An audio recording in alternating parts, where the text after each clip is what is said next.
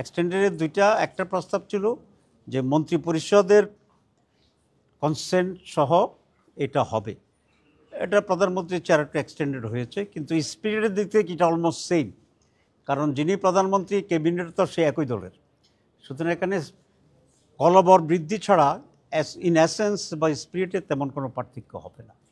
সে কারণেই আমরা প্রস্তাব করেছিলাম যে আমাদের পক্ষ থেকে যে সেখানে বিরোধী দল যে পার্লামেন্টে থাকবে বিরোধী দলের একটা প্রতিনিধিত্ব থাকতে হবে, তাহলে এটা মোটামুটিভাবে একটা কমন চেহারা বা কমন পরিস্থিতি আসে।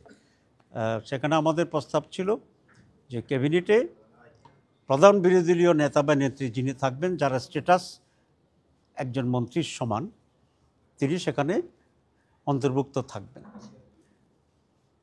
এখন প্রশ্ন আসছে যদি উনি না থাকতে পারেন, তখন আমরা অল্টারনেটিভ বলেছি যে উনি যদি না থাকতে পারেন কোনো কারণে, তাহলে deputy leader of the opposition যিনি আছেন, যার স্ট্যাটাস প্রতিমন্ত্রী, তাহলে উনি সেখানে থাকবেন। তো এতে করে একটা সরকার এবং বিরোধী দলের মাধ্যমে একটা ন্যাশনাল ক্যারেক্টার বা শেইফ এখানে আসছে। এবং ধন্যবাদ জানাই সব রাজনৈতিক দলগুলোকে, আমরা সকলেই এই বিষয়ে ঐকমত্য পোষণ করেছি। 2 নম্বর যেটা ছিল আমাদের দুটো আলোচনা, একটা হচ্ছে কেয়ারটেকার সরকারের ব্যাপারে। নীতিগতভাবে কেয়ারটেকার সরকারের ব্যাপারে সব দল আগেই একমত হয়েছে এবং সেটাতে আমরা আছি। একটা ফরমেশন নিয়ে নানা ধরনের অল্টারনেটিভ আছে। শুরুতেই কমিশন যেটা বলেছিল এবং আমরা বলেছিলাম যে রিটার্নিং চিফ জাস্টিসদের পক্ষ থেকে ক্রনোলজি অনুসারে এটা হইতে পারবেন। প্রথম যিনি রিটায়ার করছেন না পেলে নানা কারণে যে কোনো না হলে তারপরে সেকেন্ড, তারপরে থার্ড, তারপরে ফোর্থে গিয়ে একটা প্রস্তাব আসছিল যে সকল প্রতিনিধিত্বমূলক রাজনৈতিক দলগুলোর পক্ষ থেকে হবে, এবং এরপর আরেকটা প্রস্তাব আসছিল সেটাও যদি ফেল করে তাহলে প্রেসিডেন্ট কেয়ারটেকার সরকারের প্রধান হিসেবে কাজ করবে। আমরা সকলে একমত ছিলাম যে না, প্রেসিডেন্টকে ইনভলভ করা যাবে না, কারণ এর আগে ইয়াজউদ্দিন সাহেবের যে অভিজ্ঞতা আমাদের হয়েছে সেটা খুব বিটার অভিজ্ঞতা ছিল। কিন্তু নতুন করে আজকে কমিশন একটা ভিন্ন প্রস্তাব দিয়েছে, সেটা হচ্ছে যে নির্বাচিত প্রতিনিধির পক্ষ থেকেই এই বিষয়ে একটা কমিটি হবে, যেটা সার্চ কমিটি হিসাবে প্রতীয়মান হবে, গণ্য হবে। সেই সার্চ কমিটি সরকারি দল থেকে 5 জন, বিরোধী দল থেকে 5 জন এবং তৃতীয় বিরোধী দল বা অপোজিশন বাগীদের কাছ থেকে 2 জন, মোট 12 জনের একটা প্রস্তাব দেবে। এটা পাবলিক হবে এবং নানা প্রক্রিয়ার কথা বলেছে যে সেখানে একটা গণ বিজ্ঞপ্তি হবে, এর ভিতরে ইন্টারভিউ হবে, নানা ইস্যু টেকনিক্যাল আছে, সেটা এত ডিটেলসে যেতে চাই না। মূলনীতি হচ্ছে নির্বাচিত প্রতিনিধিরা অলমোস্ট ইকুয়াল নাম্বারে থাকবে। আমরা বলেছি যে কেয়ারটেকার সরকারের সময় আমাদের কনসেপ্টটা হচ্ছে এটা নিরপেক্ষ হবে, সেখানে সরকারি দল বিরোধী দল আর ইস্যু থাকছে না। একটা কেয়ারটেকার সরকার নিরপেক্ষ মানসিকতা থেকেই এটাকে গঠন করতে হবে। তো সেটি আলোচনা চলছে। একটা অল্টারনেটিভ প্রস্তাব আসছে এরকম যে প্রধানত দলগুলো নিয়ে প্রেসিডেন্টের সভাপতিত্বে এখানে এই কেয়ারটেকার হবে। আমরা প্রেসিডেন্টের ইস্যুটাকে ম্যানেজ করেছি যে প্রেসিডেন্ট যেহেতু অ্যাপয়েন্টিং অথরিটি হবে, তিনি আবার এই কমিটি থেকে প্রিসাইড করে এই মিটিং করবেন, এটাতে একটা ইনফ্লুয়েন্স হয়ে যাবে। তো এটা আমরা পেশ করেছি, কিন্তু এই বিষয়টা এখনও আলোচনা কমপ্লিট হয়নি, নেক্সট মিটিংয়ে আলোচনা হবে। আমরা মৌখিকভাবে আরেকটা প্রস্তাব দিয়েছিলেন, অরিজিনাল প্রস্তাব আমি বলেছি বিচারপতিদের যেটা ছিল, অলরেডি একটা প্রস্তাব আমরা দিয়েছি, সেটা হচ্ছে যিনি প্রধানমন্ত্রী থাকবেন সে সময় এবং যিনি প্রধান বিরোধী দলের নেতৃত্বে থাকবেন 2 জন, আর চিফ জাস্টিস, এই 3 জন মিলেই সার্চ কমিটি হবে, অত বড় জটিল না করার জন্য। তো সেটা আমাদের প্রস্তাব, এটা কোনো টেবিলে আসে নাই।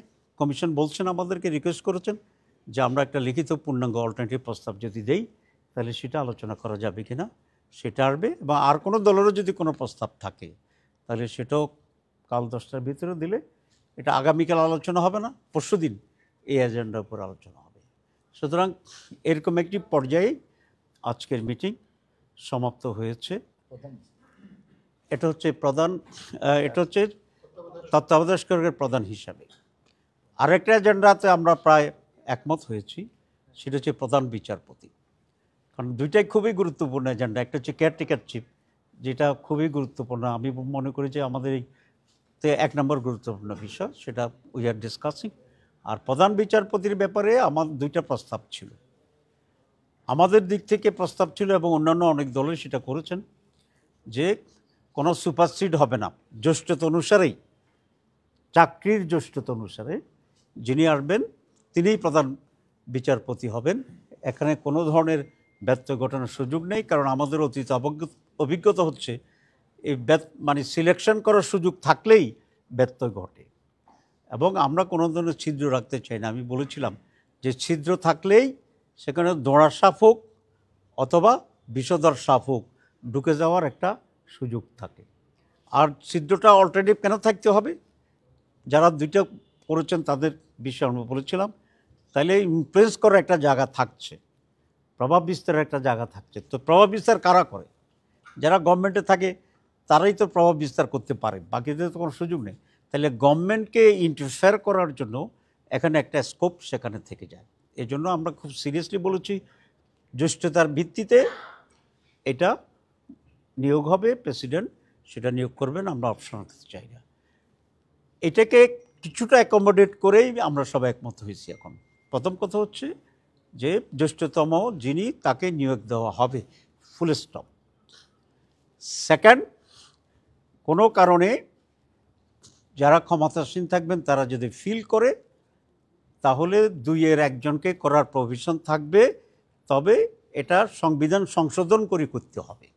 সিম্পল মেজরিটি এটা করা যাবে না, এটা 2/3 মেজরিটি পেতে হবে, যেটা অলমোস্ট ইম্পসিবল হতে পারে একটা ফেয়ার ইলেকশনের ডেমোক্রেটিক সিস্টেমে যদি এখানে দেশটা চলে। তো দখলীয় নির্বাচন তো একটা ভিন্ন কথা।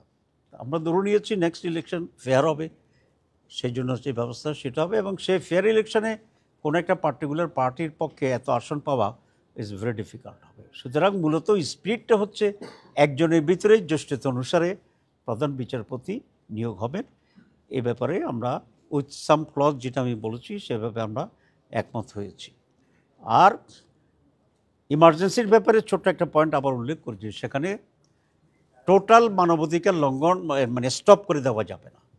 কতিপয় বিষয়ে মানবাধিকারকে ঠিক রাখতে হবে, এর ভিতরে right to life, right to আমাদের others religion, right to religion, এবং কোনোভাবেই আমাদের কারো উপরে অত্যাচার টর্চার এগুলো করা যাবে না ইমার্জেন্সিতেও।